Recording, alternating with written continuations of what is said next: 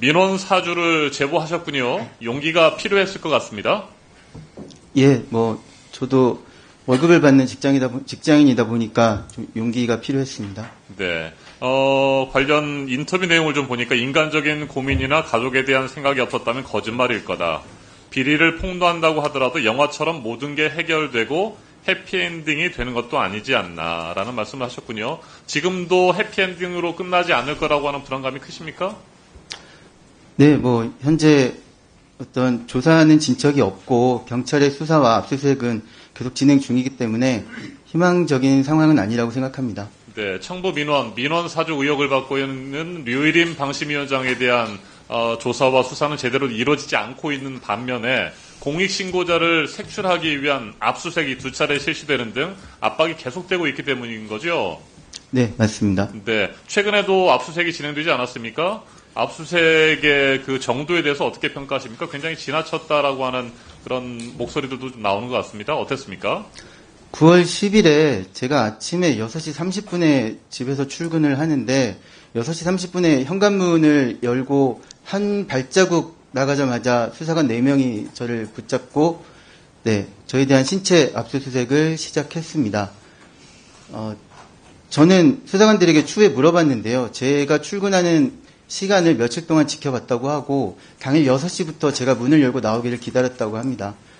저는 영화에서는 이렇게 현관문에 그래도 수색영장을 제시를 하고 그 다음에 기회를 주고 문을 열고 이런 단계인 줄 알았는데 제가 문을 열기를 기다렸다가 문을 열고 저를 바로 저를 압수수색을 했고요. 저는 가장으로서 그 순간 할 수 있는 한마디가 경찰에게 저희 아내와 저희 어린 아들이 자고 있으니 압수수색을 2시간만 미뤄달라라는 얘기밖에 할 수 없었습니다. 그리고 경찰이 그걸 들어줬을 때 굉장히 불합리한 압수수색임에도 불구하고 저는 솔직히 고마움을 느꼈습니다. 그리고 그런 고마움을 느낀 제 자신이 추후에 굉장히 비참했습니다. 그리고 경찰이 그 후에 저의 그 사무실 자리와 제가 부서를 옮겼는데 이전에 있던 부서의 그 사무실과 그때 같이 있던 직원의 PC까지 모두 압수수색을 했습니다. 당일 전체적으로 저희 사무실과 저희 직원들 집을 통해서 총 40명 정도의 경찰들이 압수수색을 했다고 들었습니다. 네.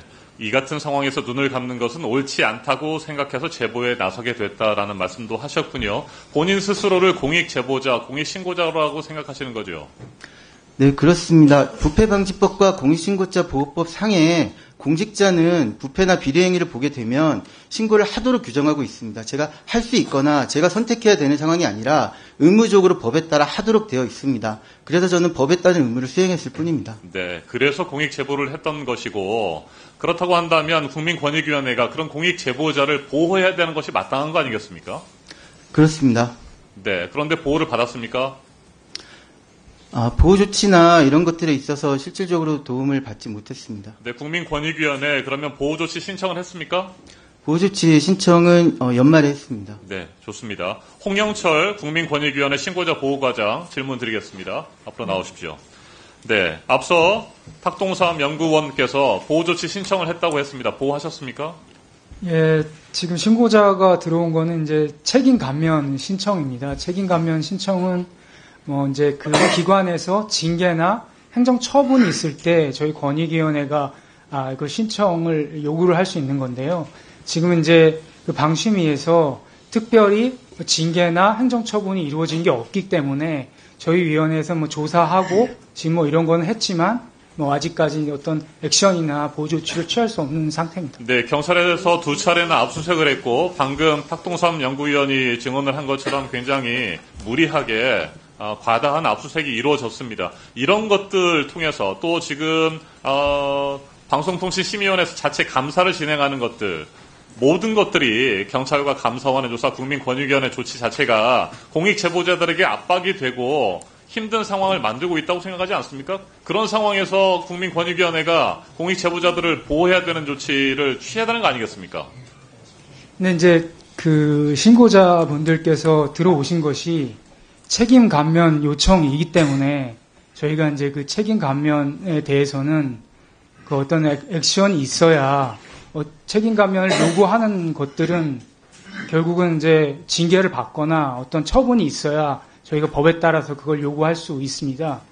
그런 권한 외에 책임 감면을 신청하셨기 때문에 근데 예를 들어 뭐 불이익 조치 금지나 아니면 또 보호 조치를 어떤 예를 들어 신분을 뭐 박탈했을 때 신분 보장을 이렇게 신청하셨으면 이제 그런 액션으로 가는데 지금 어제까지 그런 단계에 이르지 않은 상황이기 때문에 책임 감면 부분에 대해서는 저희가 이제 그런 부분을 이제 조사를 하고 기다리고 있는 상황입니다. 네, 방심위 직원 3명뿐만 아니라 뭐 압수수색 당한 직원들도 있고 보호조치 신청이 익명으로 신고되고 또 그 140여 명이 그 공익 제보를 하고 국민권익위원회에 조사해줄 것을 요청하지 않았습니까? 거의 뭐 대부분의 직원들이 자 그런 사람들에 대해서 어떤 보호조치가 필요하다는 생각을 한 번도 안 해보셨어요? 그러면 불이익 조치만 안 되면 괜찮다 이런 생각을 하시는 겁니까 지금? 위원님 그 140명이라고 하면 네. 무슨 어떤 분들 말하는 건지 기명으로 민원 사주 의혹에 대해서 문제 제기를 하지 않았습니까? 제가 사실은 그 네. 보호과장인데요. 신고 부분은 제가 잘 알지 못하는 부분이고 사실 제가 여기 보호과장으로 부임한 지가 아직 한 달이 안 됐습니다. 그래서 그 신고 부분이나 이런 부분에 대해서는 사실 정확하게 알지 못하고 있습니다. 그 좀 죄송하게 생각합니다. 네, 신고자 보호를 위한 역할들을 제대로 하는 것이 국민권익위원회 신고자 보호 과장의 역할이라고 생각합니다. 공익신고자에게 불이익 조치가 취해지지 않도록 철저하게 감시하고 조치를 취하는 것도 필요한 것이고요. 공익신고보호법 제14조 사항 보면 공익신고 내용에 직무상 비밀이 포함된 경우에도 공익신고자는 다른 법령 등에 따른 직무상 비밀 준수 의무를 위반하지 아니한 것으로 본다. 맞습니까?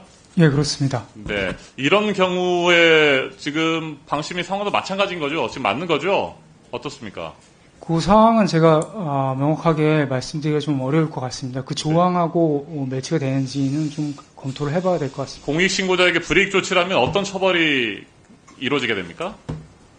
공익신고자에 대해서 이제 불이익 조치의 어떤 내용에 따라서 뭐 예를 들어 비밀보장 의무 위반, 그 다음에 신분보장 의무 위반, 그 조치에 따라서 법령에 좀 차등적으로 적용되어 있습니다. 네. 해고라든지 징계, 뭐 전보 이런 거에 대해서 3년, 뭐 2년 정도 뭐 형이 알겠습니다. 주어지는 상황이 만들어지는 거죠.